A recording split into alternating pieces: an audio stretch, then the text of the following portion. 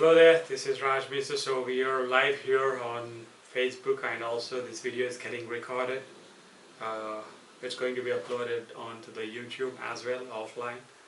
So in this video series, let's talk about listening and building tactical empathy in terms of negotiation. So from the time you start school as a small child to the time you finish your degree studies and beyond, you're trained to you're trained to have the kind of right answer all the time. So, and to be able to defend your answers and positions, it's no wonder when we make a proposal that gets met with rejection. So our knee-jerk reaction is to double down and defend it. So we have to unlearn this behavior as negotiators. So remember, negotiation needs to be slow and relational as opposed to fast and transactional. And once you anchor and frame your request, in all likelihood, you're going to meet some resistance. With respect to anchoring and framing, go to the previous video, which is there. So when you do, your goal is to generate more possibility to expand the conversation rather than wind on down to a hum-hum compromise. So that requires impeccable listening. So listening fulfills the basic human need to be heard and understood, and shows your conversation partner that you're making an effort to truly understand their perspectives and interests.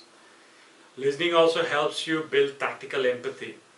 So now this is a term coined by Chris Voss in his book. Never split the difference.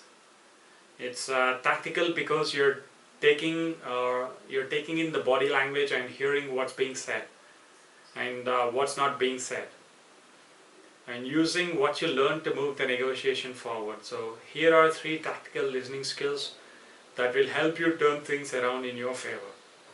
The first is called labeling or naming your conversation partner's perspective.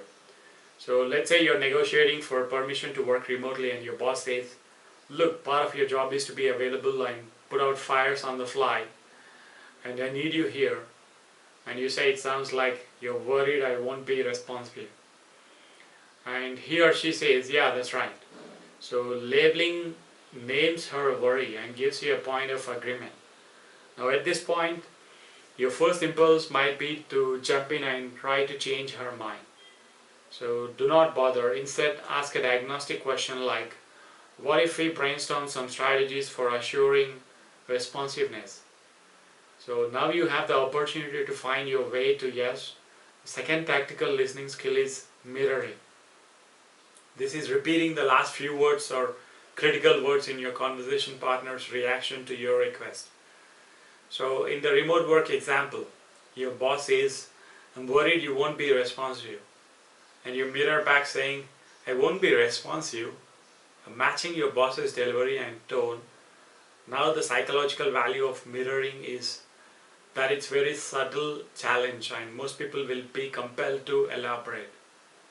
And when they do, you'll have yet another opportunity to ask a diagnostic question that unlocks a solution. So the third tactical listening skill is silence. So in the remote work example, you say, sounds like you're worried, I won't be responsive. And your boss says, that's right. And right there, you pause. Now people tend to get uncomfortable with too much white space, and in that silence, they'll often step in with the very solution you were looking for.